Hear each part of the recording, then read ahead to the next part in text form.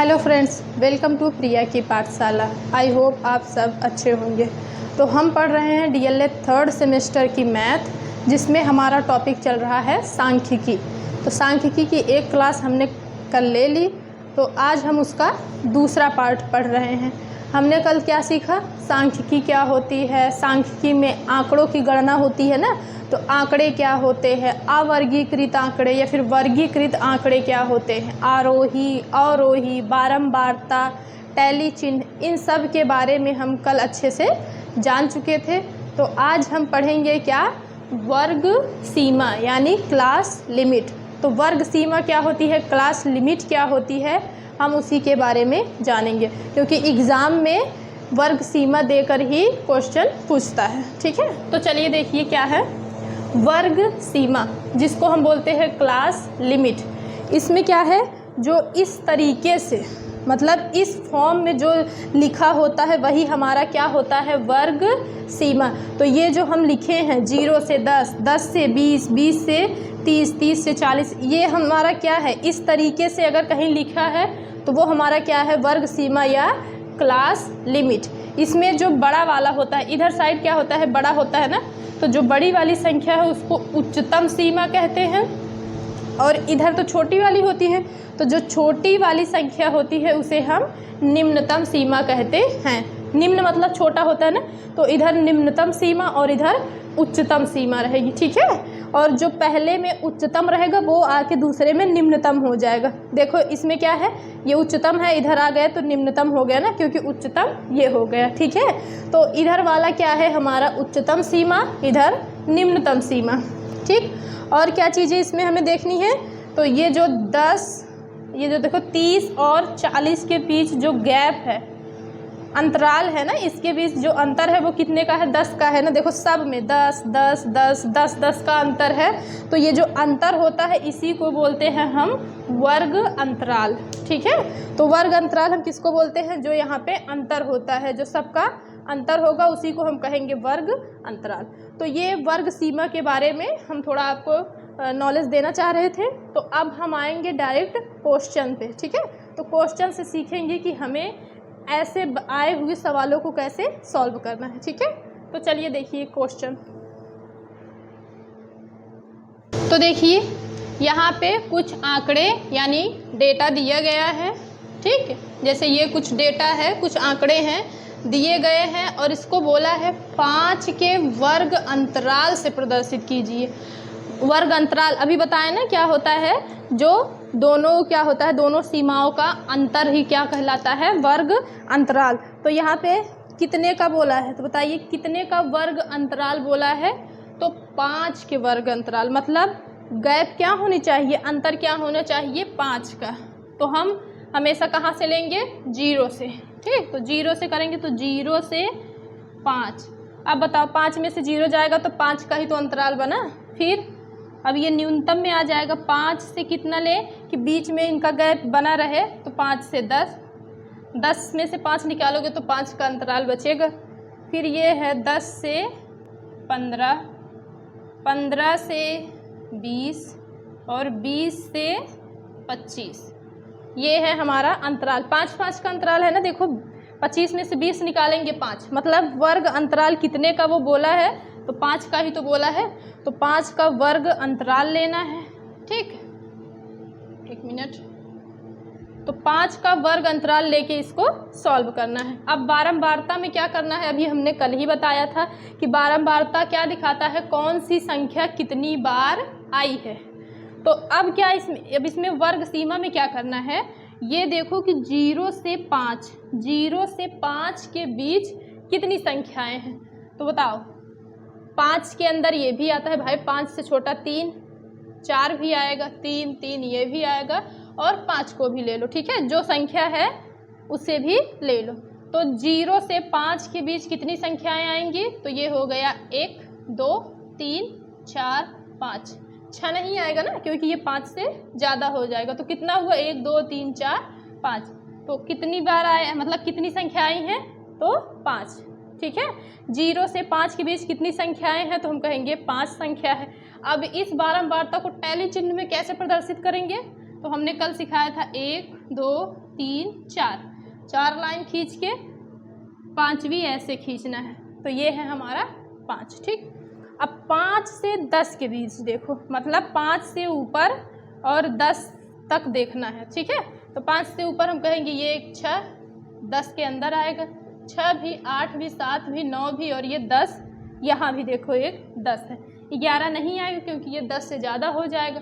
तो कितना हुआ, तो हम कहेंगे 1 2 3 4 5 6 7। तो 5 से 10 के बीच कितनी संख्याएं हैं, तो हम कहेंगे 7। बारंबारता का मतलब, बारंबारता मतलब कितनी बार कितनी संख्या आई है, और इसका चिन्ह कैसे होगा टैली में, 1 2 3 4 कर दिए तो 5। 7 है तो क्या करेंगे, कॉमा लगा के 1 2। अब ये क्या हो गया, 5 2 7। अब 10 से 15 के बीच देखो, मतलब 10 तक हो गया, 15 के अंदर देखो 11 12, बस 20 तो ज़्यादा हो गए, तो 11 और 12 कितनी संख्या है, तो हम कहेंगे 2। 10 से 15 के बीच 2 संख्या है, तो टैली चिन्ह में कैसे करेंगे, 1 2, बस 2 लाइन खींच दो। 15 से 20 के बीच देखो, तो 15 से 20 के बीच कोई है, 15 से ऊपर ये तो मान लो ख़त्म हो गया, तो 15 से 20 के बीच केवल 20 है। 15 से 20 तक केवल एक संख्या है ना, 20 ही है ना, हाँ बस, तो 1 है, मतलब वर्ग सीमा क्या है, 15 से 20 के बीच केवल एक संख्या है, तो बारंबारता में 1, और टैली चिन्ह में भी ऐसे 1 लाइन खींच देंगे। अब क्या बचा, 20 से 25। अब 20 से 25 तक देखो कितनी संख्या है, तो ये तो हो गया। अब 20 से ऊपर क्या है, ये 22 24 और ये 25। ठीक, तो 20 से 25 के बीच कितनी संख्या है, 1 2 3, तो हम कहेंगे 3 संख्या है। तो इस 3 को बारंबारता टैली समझ में आया। तो हमने क्या किया, आपको क्वेश्चन ऐसे ही देगा, कुछ आंकड़े दे देगा, डेटा दे देगा, और क्या कहेगा, उसको 5 के वर्ग अंतराल में प्रदर्शित कीजिए, या फिर 10 दे देगा ना। 10 करेगा तो क्या करेंगे, 0 से 10, 10 से 20, 20 से 30, मतलब उनका अंतराल कितना हो, ले लेके आप वर्ग सीमा बनाइए। फिर देखिए उस सीमा के बीच कितनी संख्याएं आएंगी, वो बारंबारता में लिखना है। फिर जितनी संख्या रहेगी उसको टैली चिन्ह में प्रदर्शित कर देना है। तो इस तरीके का अगर आपको प्रश्न देखने को मिलता है तो आप आसानी से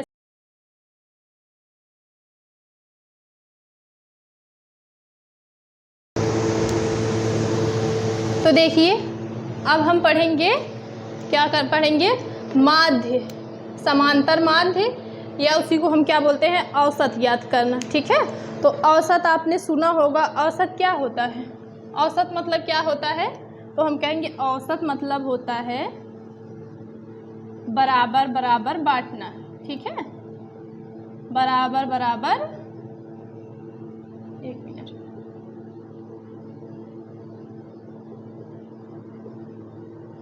ठीक है, तो क्या है, औसत मतलब क्या होता है, बराबर बराबर बांटना। बराबर बराबर मतलब कोई भी चीज़ अगर आपको किसी में बांटनी है तो उसको क्या करना है, बराबर बराबर हिस्से में बांटना ही क्या कहलाता है, हमारा औसत। ठीक है, जैसे मान लीजिए ये A है, B है, C है।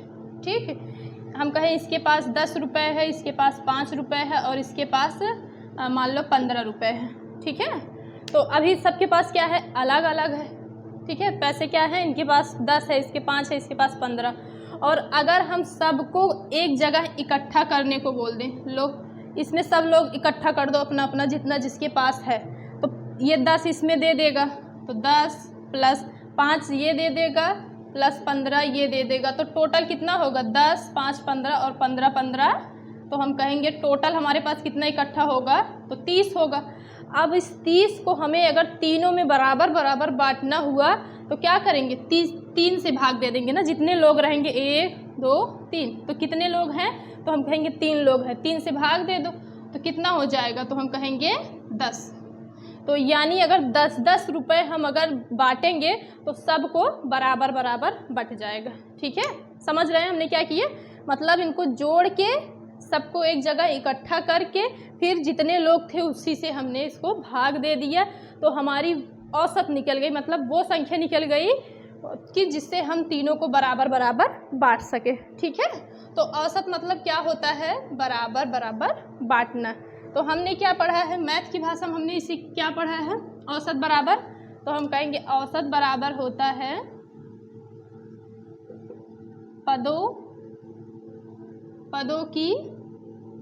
पदों का योग, एक मिनट, पदों का योग बटे में पदों की संख्या। ठीक, तो जो भी संख्या दी रहेगी सबको क्या करना है, जोड़ लेना है, फिर जितनी बार संख्याएं रहेंगी, जितनी संख्याएं रहेंगी उसी से भाग दे देना है। ठीक है, तो ये हमारा क्या होता है, औसत निकल जाता है। तो औसत का फार्मूला क्या होता है, पदों का योग बटे पदों की संख्या। बस हमें सांख्यिकी की भाषा में क्या पढ़ना है, इसको, इस औसत की जगह हमको पढ़ना है समांतर माध्य या माध्य, जिसे हम कैपिटल M से प्रदर्शित करेंगे। औसत की जगह माध्य रहेगा और पदों का योग जो है यहाँ पे होगा प्रेक्षणों का योग बटे में प्रेक्षणों की संख्या। प्रेक्षणों की संख्या समझ रहे हैं, मतलब इसका भी जो औसत का मतलब है, औसत मतलब पदों का योग बटे पदों की संख्या करेंगे, बस उसी का ये क्या है, सांख्यिकी का दूसरा नाम है। समझ लो, सांख्यिकी में इसका दूसरा नाम है क्या, माध्य बराबर प्रेक्षणों, पदों की जगह प्रेक्षण कहेंगे। ठीक है, प्रेक्षणों का योग बटे प्रेक्षणों की संख्या। तो ये है हमारा फॉर्मूला माध्य का। अब हम सीखेंगे समांतर माध्य या फिर माध्य निकालना। सूत्र आपके सामने है, प्रेक्षणों का योग बटे प्रेक्षणों की संख्या। तो याद रखिए, जो भी संख्याएं, जितनी भी पद दिए रहेंगे, संख्या दी रहेगी, उनको जोड़ लेना है, फिर जितनी बार संख्याएं होंगी उसी से भाग दे देना है। तो हमारा क्या निकल जाएगा, माध्य। आगे हम क्वेश्चन से देखते। तो देखिए, ये है हमारा क्वेश्चन है, ये दिया है 20, 30, 40, 15 और 25 और कहा है इसका समांतर माध्य ज्ञात कीजिए। तो क्या करेंगे, अभी हमने फार्मूला पढ़ा। ठीक है, औसत निकालना मतलब बराबर बराबर बांटना है, मतलब इन सबको क्या कर देना है हमें, मतलब ऐसी कौन सी संख्या निकालें जिसमें क्या करें, सबको बराबर बराबर, ये जो 15 है, 25 है, 40 है, 30 है, सब अलग अलग हैं, इन सभी को क्या हो जाए, बराबर बराबर मिल जाए। तो क्या करेंगे, इसका औसत निकालेंगे। ठीक, लेकिन सांख्यिकी में वही औसत क्या हो गया है, माध्य। तो माध्य में हम क्या रखेंगे, प्रेक्षणों की संख्या बटे